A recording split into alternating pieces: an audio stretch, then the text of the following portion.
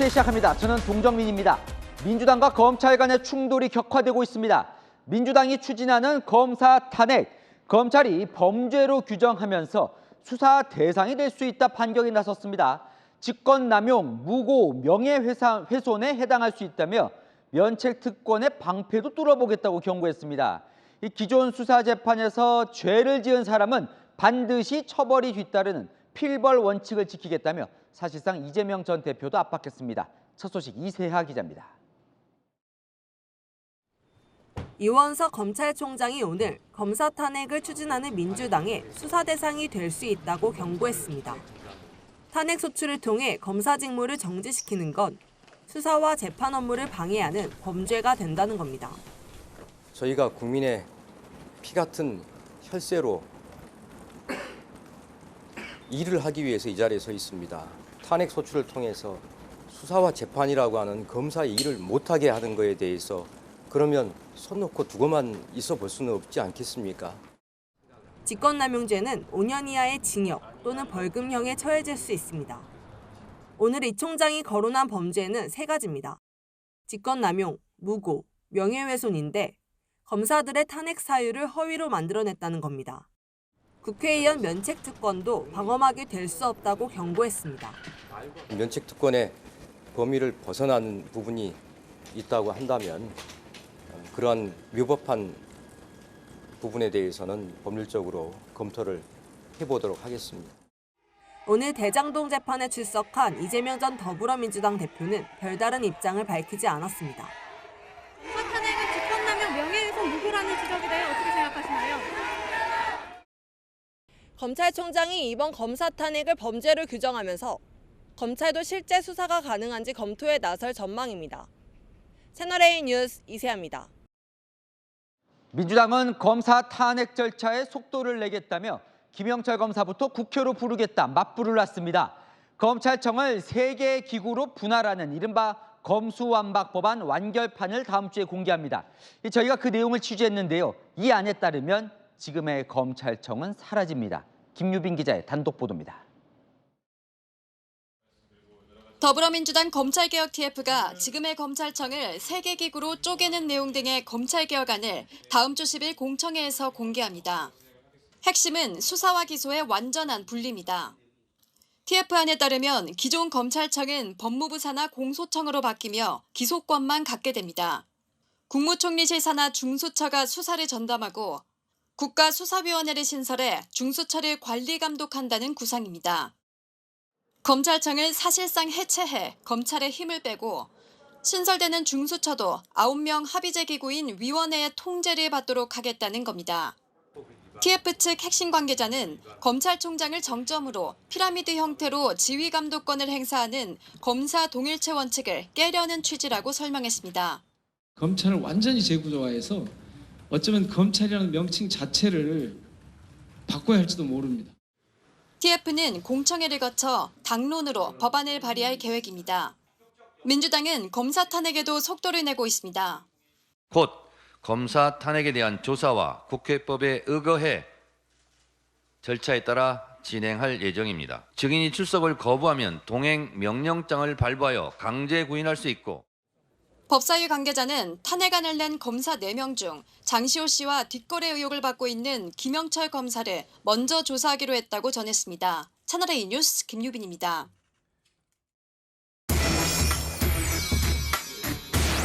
네, 아는 기자 법조팀 공태현 기자 나와 있습니다. 검찰이 좀 반격을 하는 건가요? 지금 검사 탄핵을 추진하겠다는 민주당을 향해서 직권 남용이다. 자, 검찰이 그러면 이들 현역 의원을 수사할 수도 있는 겁니까? 네, 가능성은 반반입니다. 이원석 검찰총장이 언급한 혐의는 직권남용과 무고, 명예훼손입니다. 탄핵소추를 남용해 검사 업무를 방해했다는 직권남용, 무고는 검찰이 직접 수사할 수 있습니다. 다만 공수처가 넘겨달라고 하면 검찰이 손을 떼야 합니다. 명예훼손 혐의는 검찰이 아닌 경찰이 수사를 맡게 됩니다. 상황에 따라 검찰이 재판만 맡을 수도 있습니다. 자, 그 얘기를 하면 검찰이 직접 수사를 못할 수도 있을 것 같은데 그럼 검찰총장은 오늘 왜 이렇게 강수를 둔 거예요? 네, 일단은 탄핵이 가시화되는 상황에서 국회가 불법을 저지른다는 점을 내세워 여론전에 나선 것으로 볼 수 있습니다. 민주당이 검사 개개인이 아니라 검찰 집단에 대한 공격을 하는 것으로 인식하고 있는 겁니다. 이원석 청장은 오는 9월이면 임기를 마칩니다. 탄핵 심판이 본격적으로 열릴 때면 이 총장 임기는 이미 끝난 뒤일 가능성이 있습니다. 퇴임 전에 총대를 메고 정치권을 향해 경고 메시지를 낸 겁니다. 이 총장은 오늘 거취를 묻는 질문에 퇴직하는 날까지 다른 생각 없이 제 일을 제대로 하겠다고 밝혔습니다. 자, 아까 무고 얘기를 했는데 무고라면 없는 죄를 뭐 뒤집어 씌웠다 이런 개념이잖아요. 그러면 당사자, 그러니까 탄핵 소추를 당한 그 검사들이 뭐 고소를 하는 겁니까? 민주당 의원들을 향해서? 네, 실제 경찰 수사가 이뤄질 전망입니다. 박상용 검사 대북 송금 사건에서 이재명 전 대표를 직접 조사한 당사자인데요. 오늘 이성윤 민주당 의원 등 8명을 경찰에 고소했습니다. 탄핵 대상 검사의 첫 번째 법적 대응입니다. 민주당이 탄핵소추안에 기재한 내용은 모두 허위란 건데요.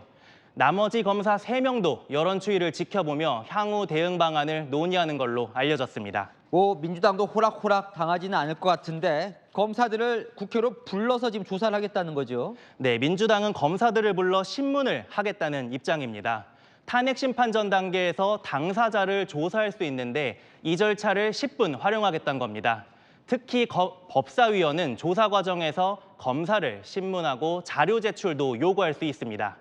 현재 법사위엔 박균택 민주당 의원이 있는데요. 이재명 전 대표 변호인이었습니다. 조만간 사임할 걸로 보이지만 아직도 전산상에서 변호인으로 이름이 올라 있습니다.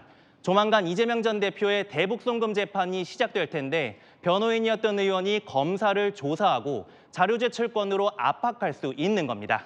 그러다 보니까 이제 검사들은 출석을 거부하겠다 이런 얘기도 나오는데 민주당은 안 나올 수 없다, 안 나오면 고발한다 이렇게 얘기를 해요. 어때요? 안 나올 수 있는 겁니까? 네, 전초전인 국회 조사에선 검찰이 출석을 거부할 수 있습니다. 수사나 재판에 영향을 미칠 수 있는 국회 조사는 거부할 수 있기 때문인데요. 하지만 야당이 정말 탄핵을 의결하고 헌법재판소로 가면 출석 거부는 어려울 걸로 보입니다. 헌재로 넘어가면 법사위원장이 소추위원이 됩니다. 정청래 위원장이 검사들을 상대로 검사 역할을 하는 겁니다. 정 위원장 주도로 민주당 의원들이 돌아가며 검사 4명을 신문할 수 있게 됩니다. 지금 검찰 쪽에서는 이제 국회가 탄핵을 남용한다 이런 얘기를 하는데 실제로는 법조계 쪽은 어때요?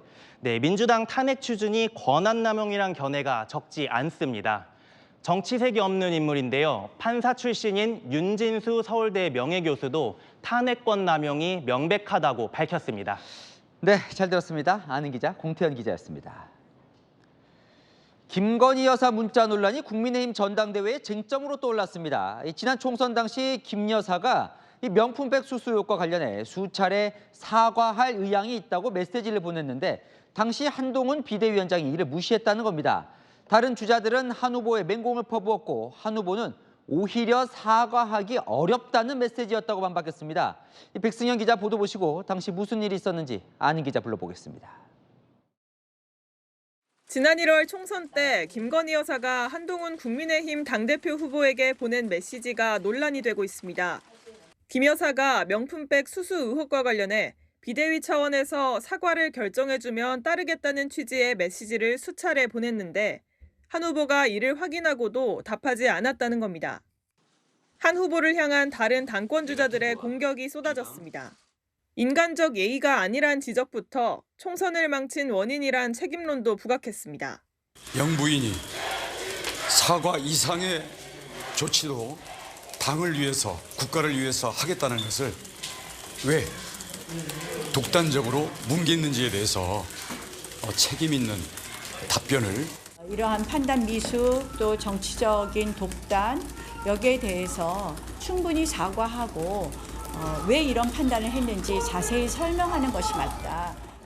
대통령실과 신뢰가 없다는 비판도 나왔습니다. 결국 이 대통령이나 김건희 여사의 신뢰 수준이 어디에 있는가 너무 우려스럽다 이런.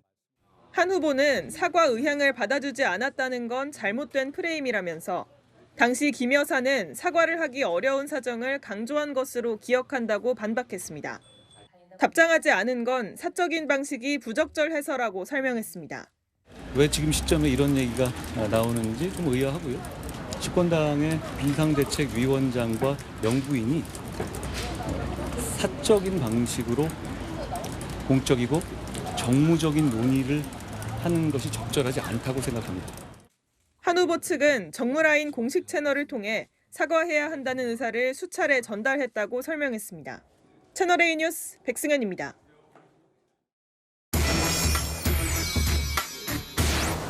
네, 아는 기자, 정치부 홍지은 기자와 자초지종, 전후 맥락 정확히 한번 살펴봅시다.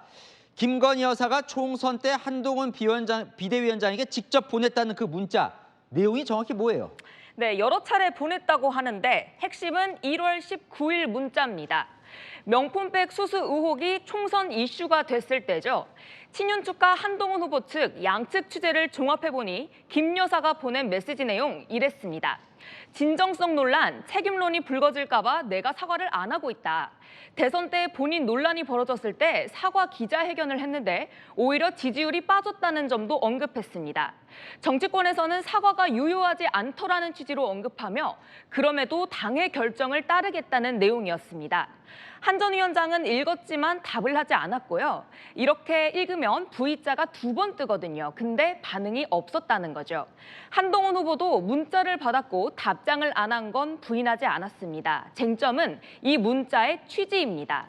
친윤 쪽에서는 김 여사가 사과할 수 있다는 의향을 표출했다는 쪽에, 한 전 위원장 측에서는 김 여사가 사과를 못하는 이유를 밝힌 부분에 방점을 찍고 있습니다. 지금 1월 19일이라고 그랬어요, 그죠? 정확히 어떨 때예요, 이때가? 네, 지난 1월 19일 전후로 상황을 한번 살펴보겠습니다. 김 여사 명품백 수수 의혹이 선거 악재로 거론됐을 때죠. 17일 김경률 당시 비대위원이 마리 앙뚜아네트를 거론하며 김 여사의 사과를 요청했고 18일 아쉬움이 있었다며 한 전 위원장이 김 여사의 처신을 지적했습니다.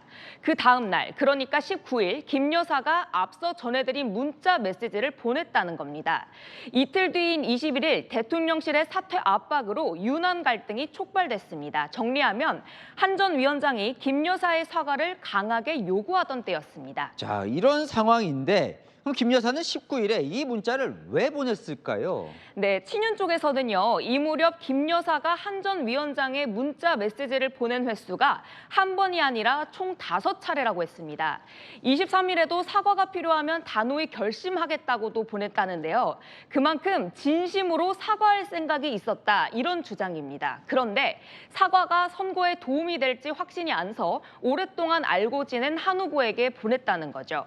친윤 핵심 관계자는요, 박근혜 전 대통령도 섣불리 사과했다가 오히려 탄핵 여론에 불을 지폈던 적도 있어 뭐가 나올지 당에서 판단해달라고 말한 것, 이렇게 설명했습니다. 김 여사 대선 당시 허위 경력 의혹대 했던 이 사과도 떠올렸다는데요. 부디 용서해 주십시오. 국민 여러분께 진심으로 사죄의 말씀을 드립니다. 네, 이 사과를 하고 오히려 지지율이 빠졌다는 겁니다. 그러면 한동훈 후보는, 한 전 위원장은 그때 왜 답장을 안 한 거래요? 네, 한 후보는요, 저 메시지는 사실상 사과 생각이 없는 문자라고 봤기 때문입니다. 당시 한 후보는 대통령실 공식 라인을 통해 김 여사 사과를 강하게 요구하던 시기였는데 공식 요구에는 답이 없다가 갑자기 문자로 연락이 왔고 사과를 못하는 이유가 잔뜩 담겨 있었다는 거죠. 한 친한계 인사, 강하게 사과를 요구하던 시점에서 사과 못한다는 식의 문자가 왔는데 인간적으로 할 말이 있겠냐, 이렇게 반박했습니다. 사적으로 풀어서는 안 될 문제라는 생각도 했던 걸로 전해집니다. 자, 지난 1월 얘기예요, 지금, 그죠? 6개월이 지난 건데 왜 이게 지금 논란이 되는 겁니까? 네, 어젯밤에 한 언론에서 이런 이야기가 나왔고 이후 친윤계와 다른 당권 주자들이 이 이슈를 키웠습니다. 당시 김 여사의 사과를 이끌어냈으면 총선 결과가 달라질 수 있었다는 겁니다. 당내 선거를 앞두고 한 후보 측이 대놓고 대통령실과 각 세우지 못할 거라는 전략도 담긴 걸로 보이는데요. 한 후보 측도 지금 이 시점에서 이런 이슈를 소환한 의도를 의심하는 분위기입니다. 당내에서는 비전 경쟁 대신 이렇게까지 진흙탕 싸움으로 갈 일인가, 이런 우려도 나오고 있습니다. 네, 잘 들었습니다. 아는 기자 홍지은 기자였습니다. 윤석열 대통령이 다음 주 미국에서 열리는 북대서양 조약기구 나토 정상회의에 참석합니다. 미국, 유럽 국가로 구성된 나토가 가장 견제하는 국가는 러시아죠. 최근 러시아와 북한의 군사협력에 대항해서 우리도 강하게 보조를 맞출 것으로 보입니다. 안보겸 기자입니다. 윤석열 대통령이 다음 주 미국 워싱턴 DC에서 열리는 나토 정상회의에 참석합니다. 2022년 스페인, 지난해 리투아니아에 이어 취임 후 3년 연속 참석입니다. 러시아와 대립 중인 나토 국가의 최대 관심사는 우크라이나 전쟁입니다. 최근 푸틴 대통령의 방북으로 러북 군사협력이 강화된 만큼 윤 대통령도 적극적으로 목소리를 낼 예정입니다. 러시아와 북한의 군사협력에 대한 강력한 메시지를 발신하면서 이에 대응하기 위한 나토 동맹국들과 IP4 파트너들 간의 협력 방안도 논의될 것입니다. 앞서 러북 밀착 이후 대통령실이 밝혔던 우크라이나 무기 지원 재검토 의사를 이번 순방 기간에 대통령이 언급할지도 관심입니다. 이번 순방 기간 윤 대통령은 하와이 호놀룰루에 위치한 미국 인도태평양 사령부도 방문합니다. 주한미군을 포함한 인도태평양 지역 전체 미군을 관할하는 곳입니다. 하와이 인태사령부 방문은 김영삼 대통령 이후 29년 만입니다. 최근 북한 도발에 대응하는 한미 동맹 강화 차원의 행보라는 설명입니다. 채널A 뉴스 안보겸입니다. 지난 1월 부산 가덕도에서 민주당 이재명 전 대표를 향해 흉기를 휘두른 김모 씨에게 1심 법원이 징역 15년을 선고했습니다. 정치적 견해가 다르다고 공격하는 건 민주주의를 파괴하려는 시도라며 중형 이유를 밝혔습니다. 배영진 기자입니다. 부산 가덕도를 방문한 이재명 전 대표에게 흉기를 휘두른 김모 씨. 이 전 대표가 총선에서 승리해 대통령이 되는 걸 막아야겠다는 신념이 이유였습니다. 국민에게 걱정을 끼쳐서 미안하게 생각하고 이걸 누구하고 계획을 같이 하겠습니까? 살인 미수와 공직선거법 위반 혐의로 재판에 넘겨진 김 씨에게 1심 재판부는 징역 15년을 선고했습니다. 5년간 보호관찰도 명령했습니다. 재판부는 국회의원 선거를 앞두고 피해자를 공격해 선거의 자유를 방해했다며 정치적 견해가 다르다는 이유로 피해자에게 범행한 것은 선거 제도와 민주주의를 파괴하는 시도라고 밝혔습니다.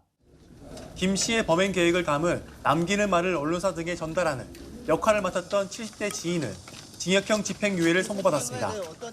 피해자에게 하실 말씀 없습니까? 네, 없습니다. 항소하실 겁니까?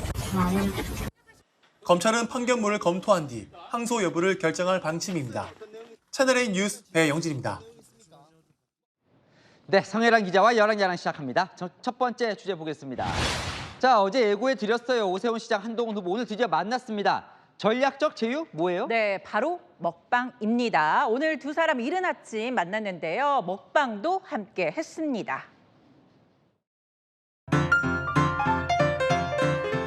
시장님은 먹방 많이 해보신 거 아니에요? 저는 이거 한 번도 안 해봤어요. 거긴 뭐 카메라 앞에서도 전 잘 먹어요. 저는 제가 밥 먹는 거를 찍히는 사람이 될 거라고는 상상하지 못했습니다. 손으로 먹는 거 양해해 주시기 바랍니다.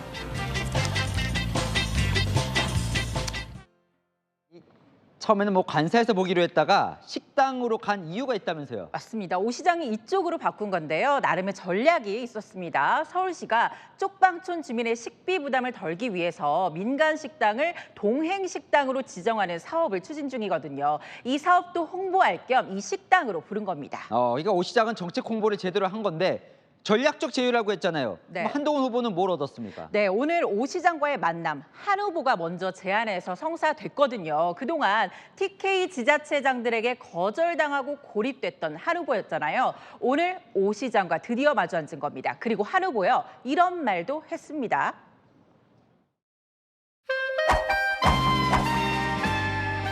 시장님께서 약자와의 동행을 꽃을 피우고 계시는데 당원 당규를 보면 말씀하신 그 약자와의 동행이 정확하게 명시되어 있더라고요. 검증된 아이디어를 주시면 전국을 한번 더 펼쳐나가 보겠습니다. 이 약자와의 동행은 사실 오세훈 시장의 대표 정책인데 같이 하자 이렇게 러브콜을 보낸 거네요. 그렇죠. 오 시장이 중점적으로 추진하는 구호를 말하면서 러브콜을 한 건데요. 어제 오 시장의 이 이야기 들은 걸까요? 서울시의 이런 약자 동행 정신을 그대로 동의하고 정당에서 우리 당에서 채택을 해서 전국화해 준다는 후보가 있다면 그 후보를 지지하겠다. 그러니까 양쪽 다 오늘 만남에는 전략이 있었던 걸로 보입니다. 네, 그러면 전략적으로 한동훈, 오세훈의 연합 전선이 이제 형성이 된 겁니까? 근데 그건 장담할 수 없을 것 같습니다. 오늘 오 시장 측을 취재해 보니까요. 원 후보 측 회동 요청이 오면 당연히 만날 거라고 하더라고요. 한 후보 측도 서울시장뿐 아니라 인천시장도 어제 만났다면서 수도권 민심 다지기 그 이상도 이하도 아니라는데 앞으로 이 두 사람 어떻게 될지는 더 지켜봐야겠죠. 네, 다음 주제 보겠습니다. 그러니까 읽고 대답을 안 했다는 저 한동훈 후보의 논란 앞서 전해드렸는데 근데 화가 나서 서명을 했다는 건 무슨 말이에요? 조국 전 대표가요. 오늘 이 1심 논란과 관련해서 한마디 했습니다. 김건희 씨가 그걸 가만 놔두시겠습니까? 그 당대표는 선거를 통해서 선출되니까 어쩔 수 없죠. 다음 지방선거를 한동훈 대표한테 넘겨줘? 저는 그런 일 없을 거라고 봅니다. 더 격분이 되면 자기 앞에 온 한동훈 특검법에 서명을 할 수가 있죠. 그 정도로 전 윤한 관계는 심각한 상태로 지금 치닫고 있다 봅니다. 오호, 윤 대통령이 화가 나서 한동훈 특검법에는 서명할 수 있다 이런 거네요. 맞습니다. 조국 혁신당의 1호 발의 법안 바로 한동훈 특검법이죠. 그런 만큼 조 대표의 바람이 깃든 시나리오로 보여집니다. 자, 그럼 여권 분열을 노린 발언 같네요. 네, 야권 인사들이 다들 한마디씩 했습니다. 박지원 의원은 검찰공화국이 분화되고 있다 이렇게 진단했고요. 이준석 의원은 총선 변곡점을 스스로 내쳤다. 공적 지위를 망각했다면서 비판의 목소리를 내기도 했습니다. 네, 주제 하나 더 볼게요. 자, 국민의힘 당대표 후보들인데 갑자기 사이가 좋아졌습니까? 그러니까요. 오늘 하루 종일 김건희 여사 문자 논란으로 후보들 간 난타전이 치열했잖아요. 그런데 이 와중에 후보들 간에 공정선거를 약속하자는 행사가 열렸습니다. 보수는 분열로 망한다라는 얘기가 됩니다. 우리 가슴 깊이 새겨야 될 말입니다. 쪼개질 결심을 하지 말고 하나 될 결심을 해야 됩니다. 우리는 동시라는 것 반드시 화합의 장이 되도록 우리가 힘을 합쳐서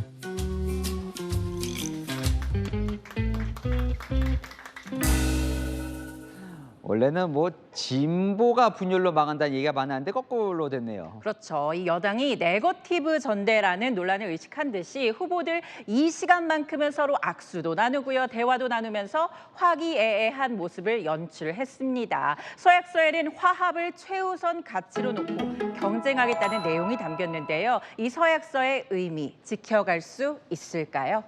네, 지금까지 여랑야랑이었습니다. 네, 다음 소식입니다. 시청역 역주행 사고 이후 추모의 탈을 쓴 희생자 조롱글이 논란입니다. 경찰은 부적절한 비유로 희생자를 모욕한 글 작성자를 입건했는데 반말과 하트 표시가 있는 또 다른 글은 입건하지 않기로 했습니다. 어떤 이유인지 강보인 기자가 취재했습니다. 서울 시청역 인근 역주행 사고 희생자를 채소 주스에 빗댄 20대 남성. 논란이 커지자 어제 경찰에 자수했습니다. 경찰은 피해자들의 상태에 대해 허위 사실을 적시했다고 볼 여지가 있다고 판단해 사자 명예훼손 혐의로 이 남성을 입건해 조사하고 있다고 밝혔습니다. 같은 추모 공간 하트 표시와 함께 다음 생을 응원해 등의 글이 적힌 메모에 대해서는 판단이 달랐습니다. 경찰은 사법적으로 명예훼손의 여지가 없다고 판단했다며 조사 대상에서 제외했습니다. 반말, 하트 표시만으로 명예훼손으로 판단할 법적 근거가 없다고 본 겁니다. 시민들의 의견은 갈렸습니다. 법적인 기준이 아직은 서투르다고 생각은 하는데 그래도 다시 한 번만 더 빨리 좀 짝수해줬으면 좋겠습니다. 살짝 생각이 모자랐다, 생각이 짧았다, 딱 그렇게 볼 수도 있을 것 같아요. 사람으로서는 그러면 안 되죠. 오늘도 이곳 추모 공간에는 모욕성 메모가 발견돼 경찰이 수거했습니다. 누가 남겼는지, 고인을 모욕하는 내용이 담겼는지 확인하기 위해 경찰은 조사를 이어가고 있습니다. 경찰은 또 모욕성 온라인 게시글 3건에 대해서도 입건 전 조사를 하고 있습니다. 채널A 뉴스 강보인입니다. 서울 시청역 역주행 돌진 사고, 운전자는 급발진을 주장하지만 경찰은 페달 오인 가능성에 무게를 두고 있죠. 지난해 급발진을 주장한 운전자의 페달 블랙박스에서는 가속 페달을 7번 밟는 영상이 나오기도 했습니다. 페달 블랙박스가 급발진 진위 논란과 사고를 줄일 수 있을지 이기상 기자가 취재했습니다. 서울시청역 근처와 국립중앙의료원 주차장에서 잇따라 발생한 두 건의 교통사고. 사고 차량이 갑자기 속력을 높여 행인들을 덮쳤는데 두 사고 모두 운전자가 급발진을 주장하는 게 공통점입니다.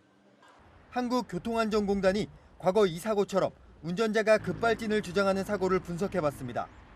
지난해 65세 택시기사가 담벼락을 들이받은 사고인데 페달을 비추는 블랙박스 영상을 확인한 결과 언덕을 올라와 우회전하기까지 3초 동안 6번 가속 페달을 밟았다 뗐고 7번째 가속 페달을 밟은 뒤 충돌 순간까지 떼지 않았습니다. 약 120m를 빠르게 질주한 차량은 담벼락을 들이받고서야 멈춰섰습니다. 운전자는 브레이크를 밟았지만 먹통이었다고 했지만 사실은 가속 페달을 밟은 겁니다. 전문가들은 급발진 여부 판별과 운전자 보호를 위해 페달 블랙박스 의무 설치를 검토해야 한다고 말합니다. 가속 페달 밟았는지 브레이크를 밟았는지를 영상으로 직접 확인하는 부분들은 증거로 100% 쓸 수가 있기 때문에 그 부분들을 권장한다고 볼 수가 있습니다. 고령 운전자 증가 추세를 감안해 페달을 잘못 조작해도 차량이 스스로 제동을 거는 안전장치를 추가하자는 지적도 나옵니다.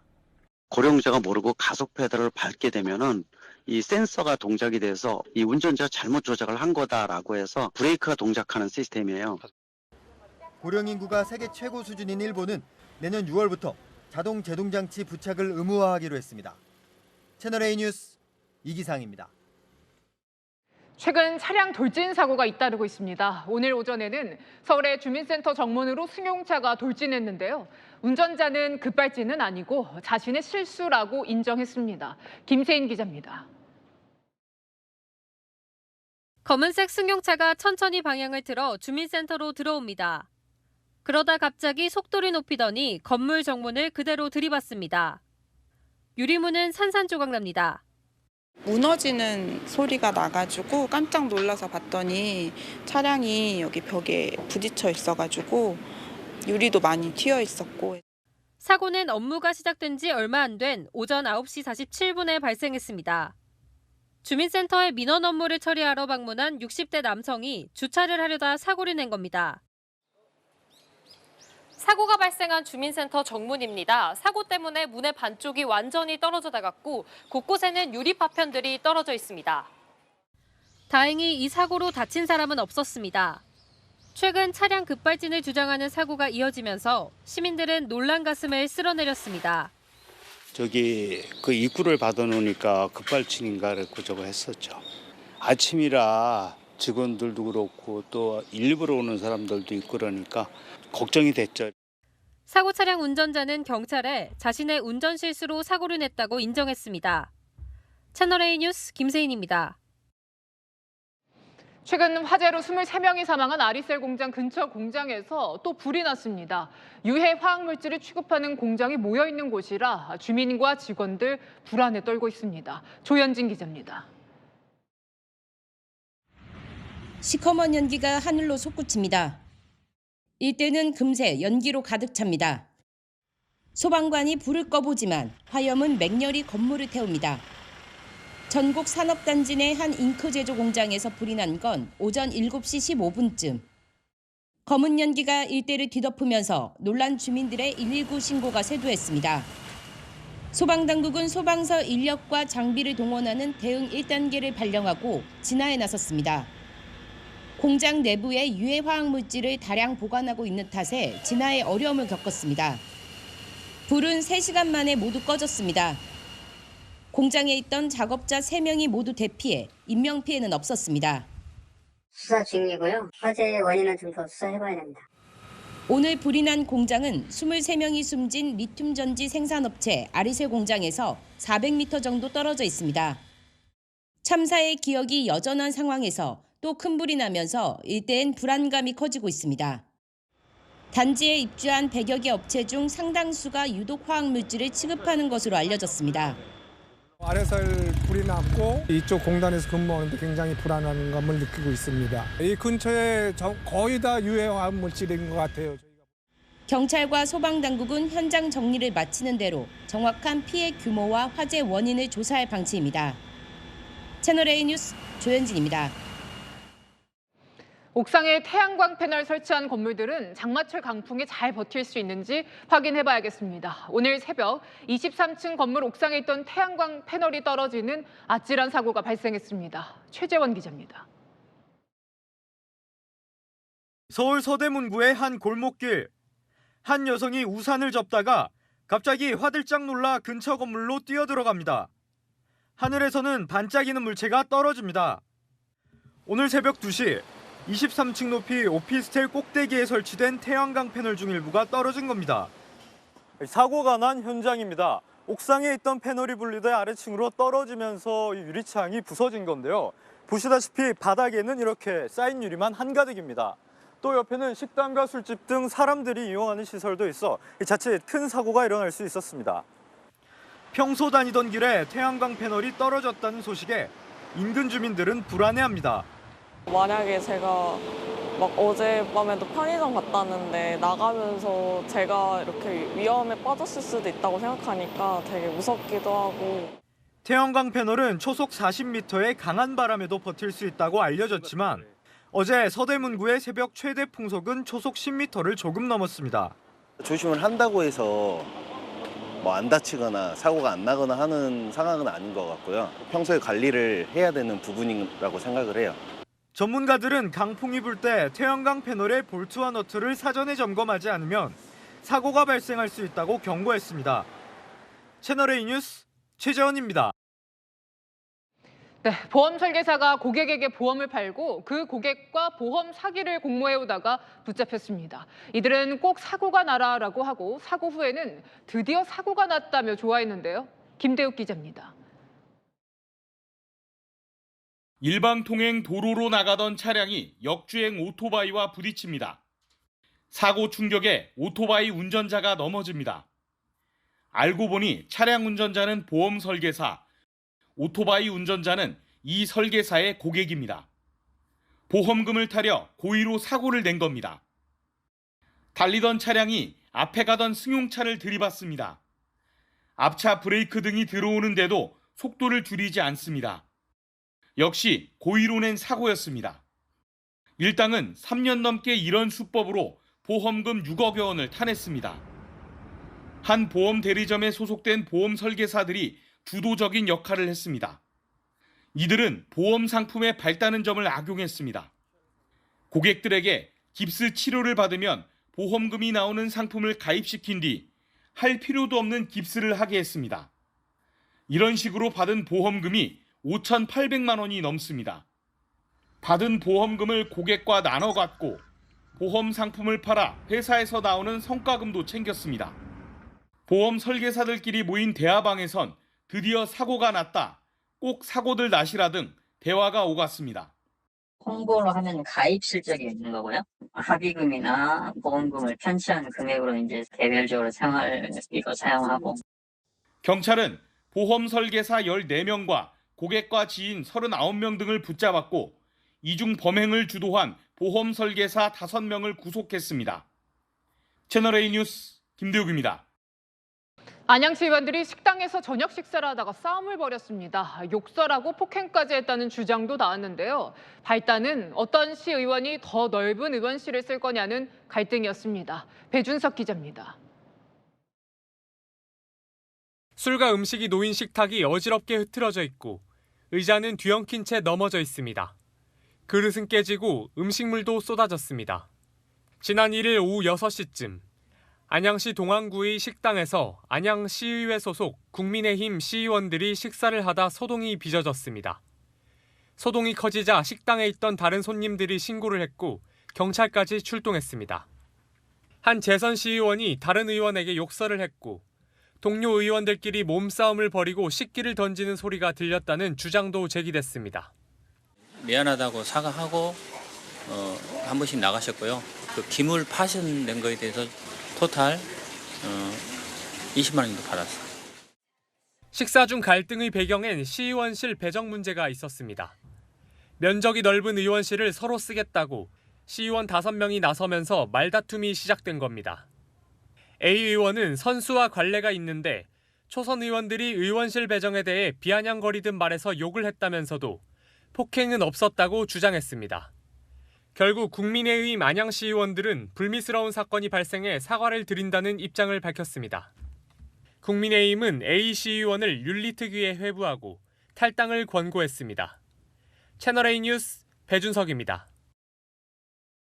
성범죄자가 착용하는 전자발찌, 차고 있다 보면 발목에 통증을 느끼고 상처도 생긴다고 하는데요. 한 교정당국이 통증과 상처를 줄일 보호대를 지급하겠다고 나섰습니다. 교정당국 내부에서조차 전자발찌를 가리는 용도로 쓰게 될 것이라는 우려가 나옵니다. 김지윤 기자의 단독 보도입니다.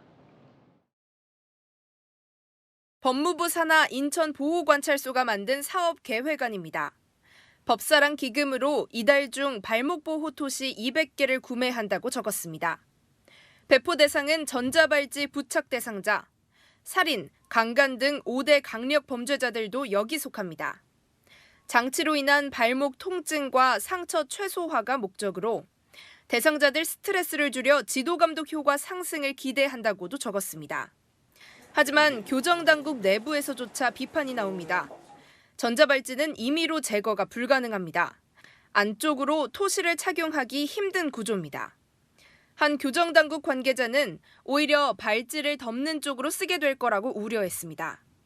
시민 반응은 싸늘합니다.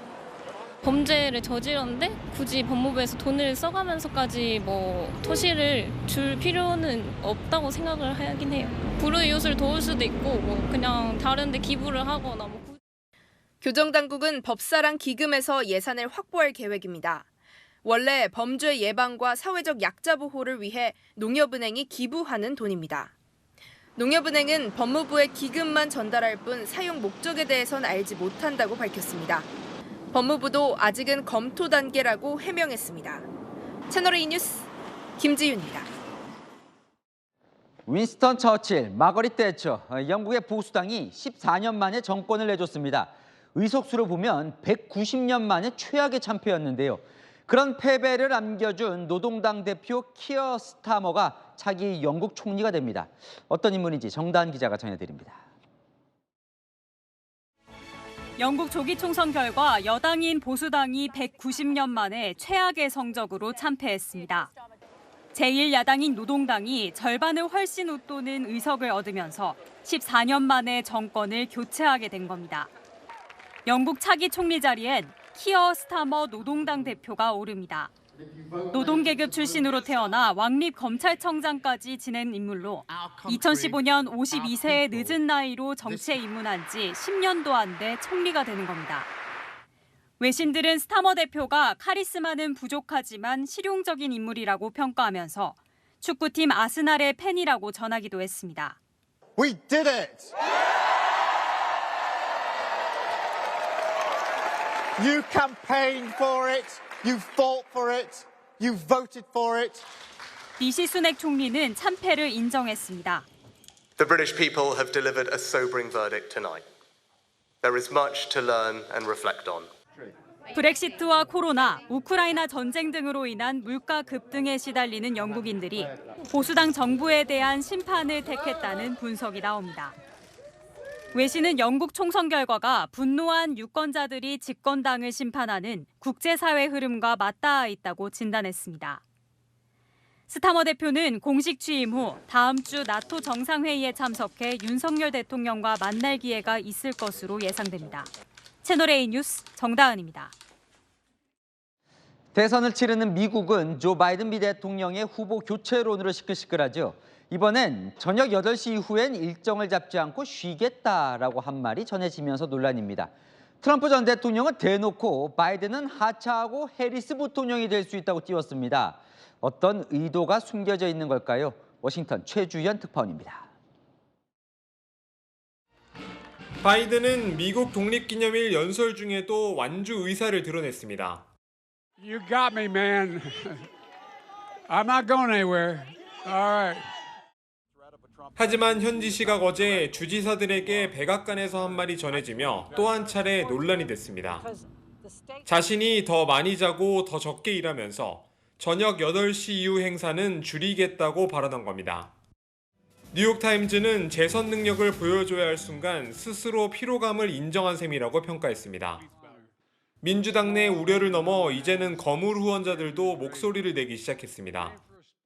넷플릭스 공동 창립자 리드 헤스팅스와 디즈니 상속자 애비게일 디즈니가 바이든이 후보직에서 사퇴하지 않으면 민주당 후원을 중단하겠다고 말한 겁니다. 토론 이후 공개 발언을 자제하고 있는 트럼프는 골프장에서 찍힌 영상에서 바이든의 후보 사퇴를 예견했습니다. You know, he's quit into this. That means we have Kamala.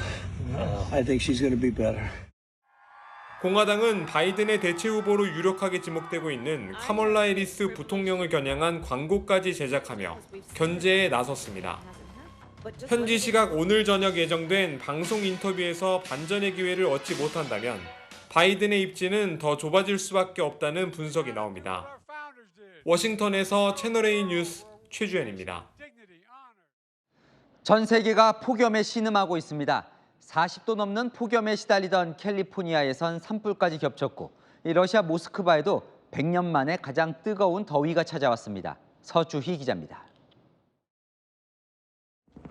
주택에서 시뻘건 불기둥이 피어오르고 검은 연기가 하늘 위로 치솟습니다. 덩그러니 놓인 차량들도 뼈대만 남긴 채 활활 타오릅니다. 차에 짐을 가득 실은 운전자는 화마를 피해 필사적으로 질주합니다. 현지 시각 2일 미국 캘리포니아 북쪽 지역에서 대형 산불이 났습니다. 자흘째 여의도 면적의 5배 정도를 태우고도 사그러들 줄을 모릅니다. Ever since yesterday, I've been up over 24 hours all last night, running around, putting out hot spots. 이 불로 화마와 싸우던 소방관 4명이 부상을 입고 주민 17,000여 명이 대피하기도 했습니다. 40도 넘는 폭염이 지속되면서 최근 캘리포니아에서만 10건이 넘는 산불이 났습니다. This week in California is a challenge for firefighters. Triple-digit heats, red flag warning, heat warnings. 러시아 모스크바엔 100여 년 만에 기록적인 폭염이 찾아왔습니다. 시민들은 분수의 시원한 물줄기에 몸을 맡기거나 해변을 찾아 더위를 식힙니다. 북위 55도에 있는 모스크바는 여름에도 20도 안팎의 우리나라 봄 날씨 정도를 유지하지만 올해는 1917년 이후 처음으로 32.7도를 기록한 겁니다. 아이스크림도 순식간에 녹아내립니다. Аномально жаркая погода в Москве. Плюс 32, да? Да, вот. 초여름부터 찾아온 역대급 폭염에 지구촌 곳곳이 몸살을 앓고 있습니다. 채널A 뉴스 서주입니다. 일본에서 차에 갇힌 2살 딸을 얼른 구하지 않고 유튜브 영상을 찍은 일본인 부부가 논란입니다. 그러고는 불타는 태양 아래 2살 딸이 갇혔다는 제목으로 그 영상을 올렸습니다. 부모는 사과했지만 비난이 쏟아집니다. 송진섭 기자입니다. 한 여자아이가 차 안에 갇힌 채 울음을 터뜨립니다. 얼굴은 빨갛게 달아올랐고 폭염의 머리카락은 땀으로 젖어 있습니다. 애처로운 울음이 차 밖에서도 들립니다.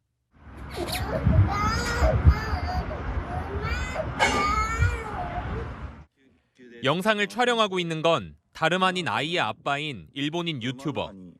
괜찮다며 딸을 달래주지만 정작 신고는 하지 않습니다. 오히려 자기 머리에 매무새를 가다듬으며 촬영을 이어나갑니다.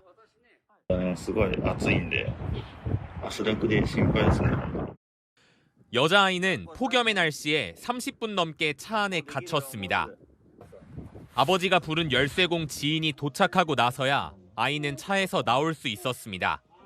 이 아이의 부모는 지난 5월 본인들의 채널에 불타는 태양 아래 2살 딸이 차에 갇혔습니다라는 제목으로 이 영상을 올렸습니다.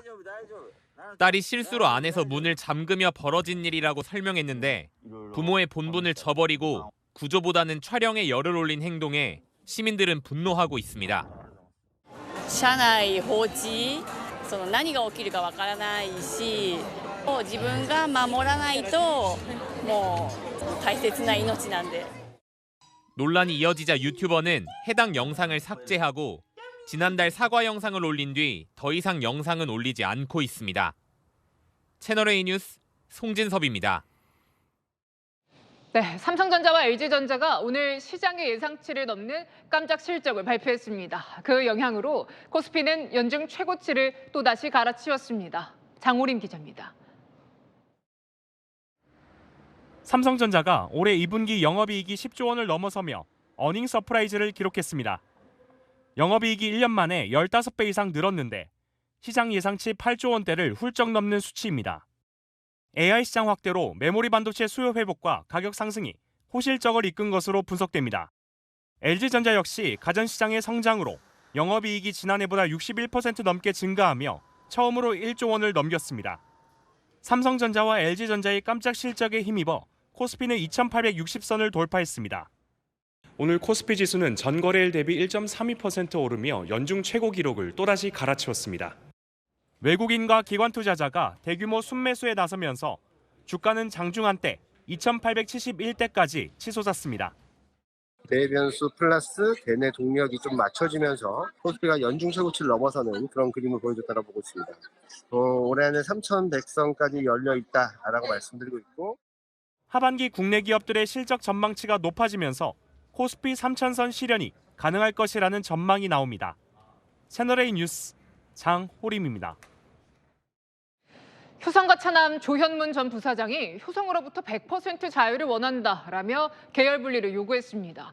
경영권을 두고 10년 넘게 지속된 형제의 난, 종지부를 찍게 될까요? 이준성 기자입니다. 조성래 효성그룹 명예회장 빈소 조문 이후 석 달여 만에 공개석상에 모습을 드러낸 조현문 전 부사장. 효성의 경영권에는 관심이 없다며 계열 분리를 통한 효성으로부터의 자유를 강조했습니다.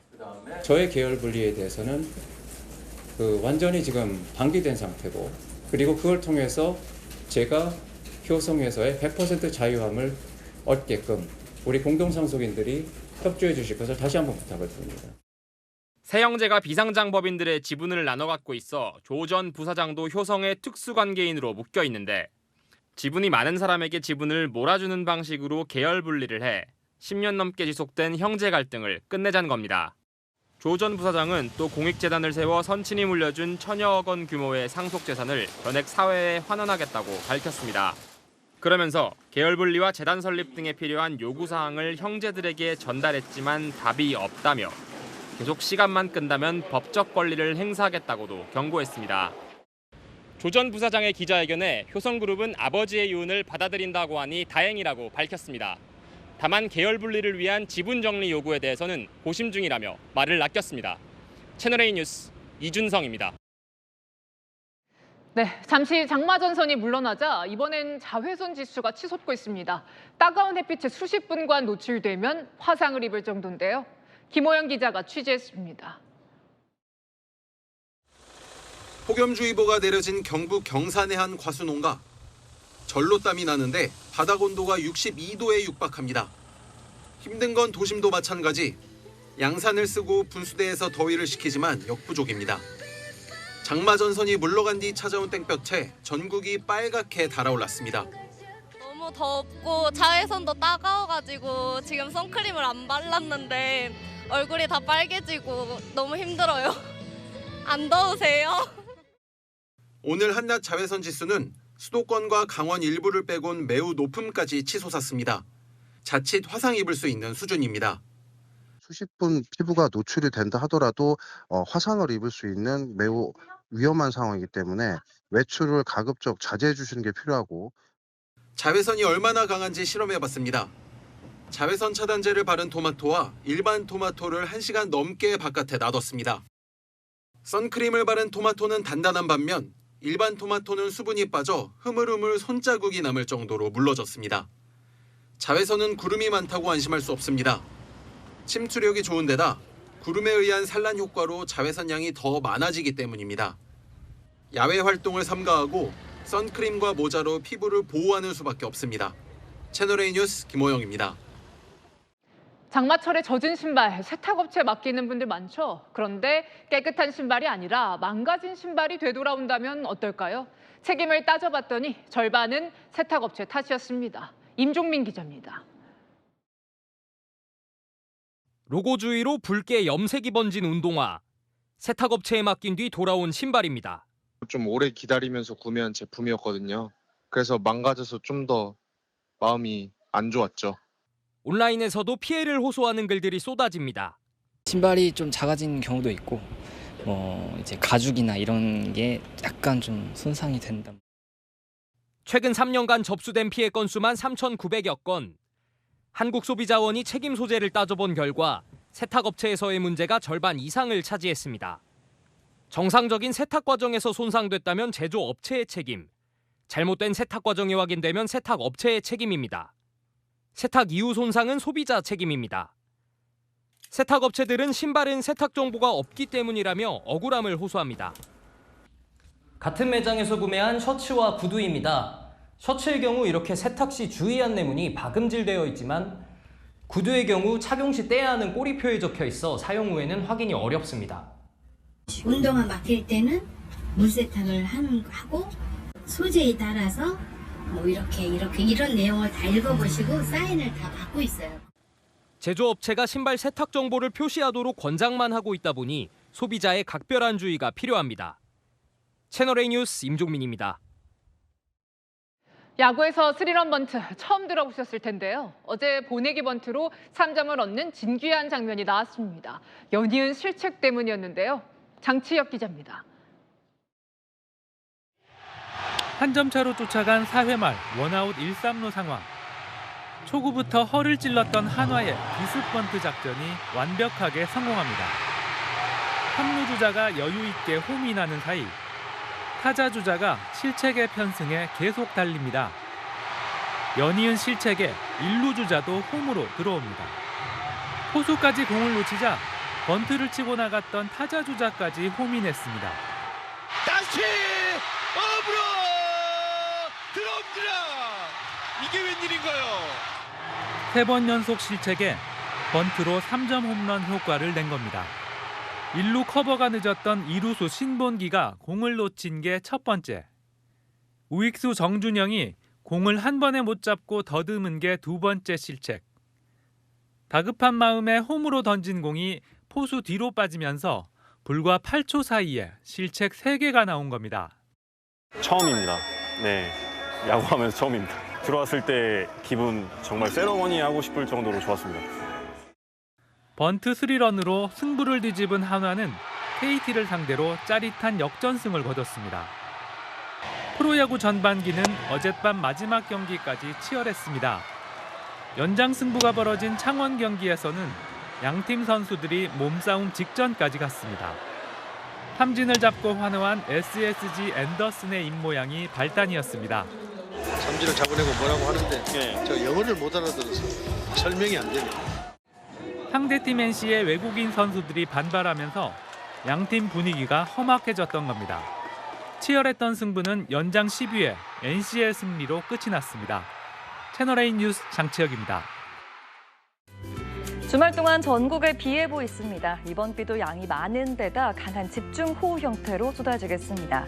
비는 오늘 밤 전북부터 시작돼 내일은 중부, 모레는 충청 이남을 중심으로 내리겠습니다. 특히 내일 저녁까지는 수도권에서 시간당 30mm로 강하게 쏟아지겠고요.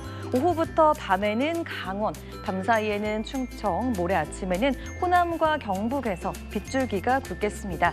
모레까지 양은 전북이 120mm 이상으로 가장 많겠고요. 충남도 100mm 이상, 수도권은 60mm가 예측됩니다. 바람도 주의해야 합니다. 전국적으로 순간풍속이 초속 20m 이상으로 강하게 휘몰아치겠습니다.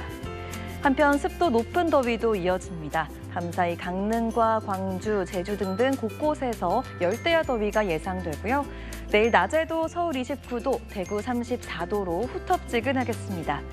다음 주에도 비와 더위는 이어지겠습니다. 날씨였습니다.